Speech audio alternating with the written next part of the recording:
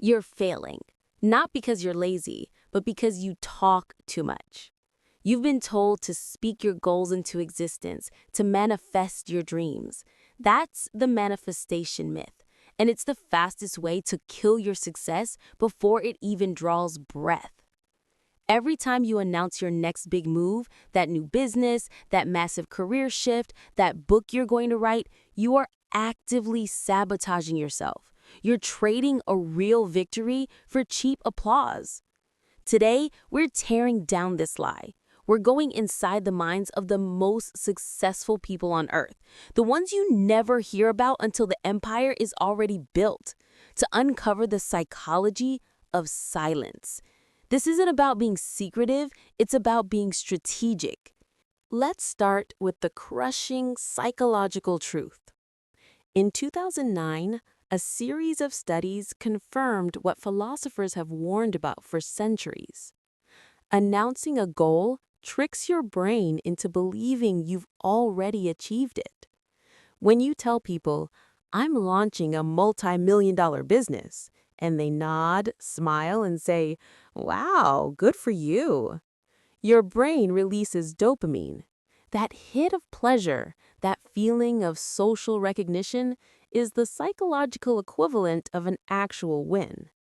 Psychologists call this symbolic goal fulfillment. The positive feedback you get substitutes the hard work needed for the real thing. Your mind registers the goal as completed or in progress successfully, so the intense internal pressure to actually do the work simply vanishes. You've satisfied the need for approval without the effort. You traded the grueling journey for a 5-second rush. The successful understand that dopamine must be earned through execution, not conversation. Silence conserves that crucial neurological energy, forcing the friction of the goal to stay internal, where it drives you to act. Every idea is fragile. It starts as a seed, a spark of pure potential energy. But every time you discuss it, explain it, defend it, or seek validation for it, you leak that energy. Goethe, the great German polymath, understood this implicitly. He warned against the diffusion of creative energy through premature speech. Your intention is a finite resource. Think of it like an explosive charge. If you talk about it, you're letting the fuse sputter out slowly. If you hold the silence, you're storing that energy for the single massive detonation that creates the final result. Furthermore, when you talk, you invite external noise, opinions, doubts, advice you didn't ask for. Suddenly, your vision is cluttered with other people's fears and limitations. You stop executing your plan and start defending yourself against their anxieties. Silence is a shield. It protects the integrity of your original vision and forces you to confront the weaknesses of your plan internally, where you can actually fix them, rather than externally, where you can only defend them. In the world of business, competition, and war, and life is a competition, surprise is a weapon.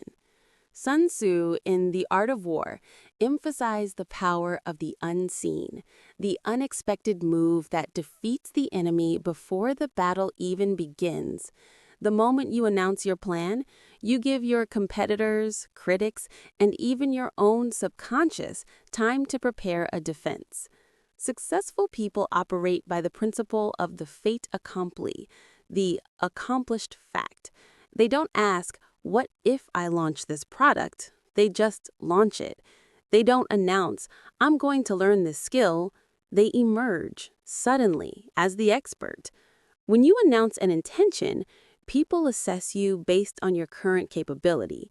When you present an accomplishment, their perception of your capability is forced to update instantly, often resulting in respect, shock, and a recognition of power. The narrative shifts entirely. The talker, "I'm working on something huge, maybe in a year." They get skepticism. the silent executor. I just sold the first version of the product I built last year. They get investment.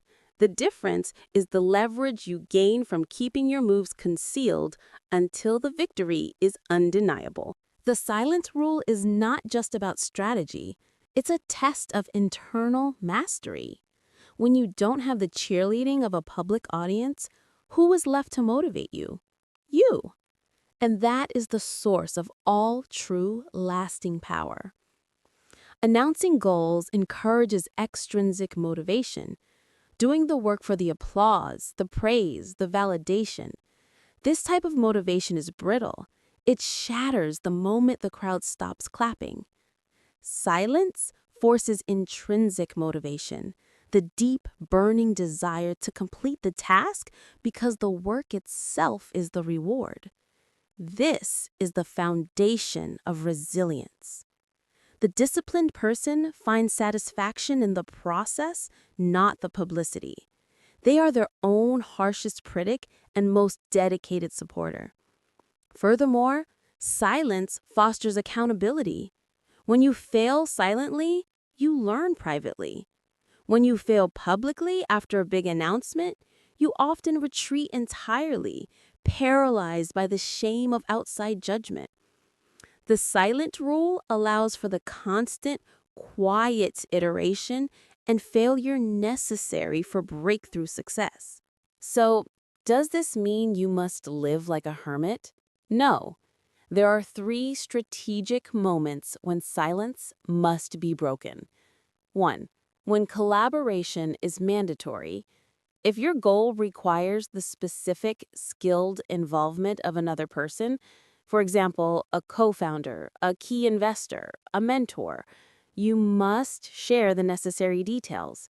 But you share only the details they need, and you treat that information as a sacred, confidential contract, not a general announcement. 2. When accountability is the goal, not applause. If you need an accountability partner, someone you trust explicitly to hold you to your word, you can share. But the conversation must be about deadlines and metrics, not vision and validation. The moment it becomes a motivational chat, you've lost the game. 3. When the mission is complete. This is the most important one. You announce when the product ships, the degree is earned, the contract is signed, or the goal is fully materialized. You don't present an intention, you present a fact.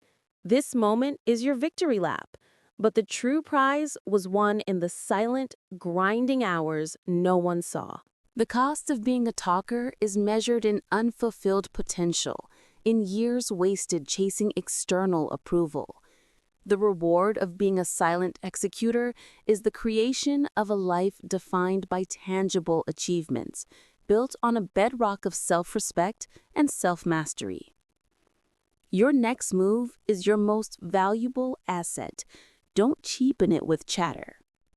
Stop asking the world for permission or applause.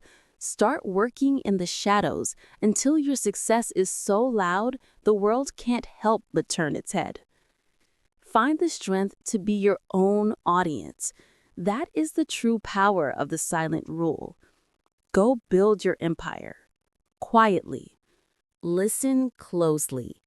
For the next 30 days, do not utter a single word about your most important goal to anyone outside your immediate, necessary circle.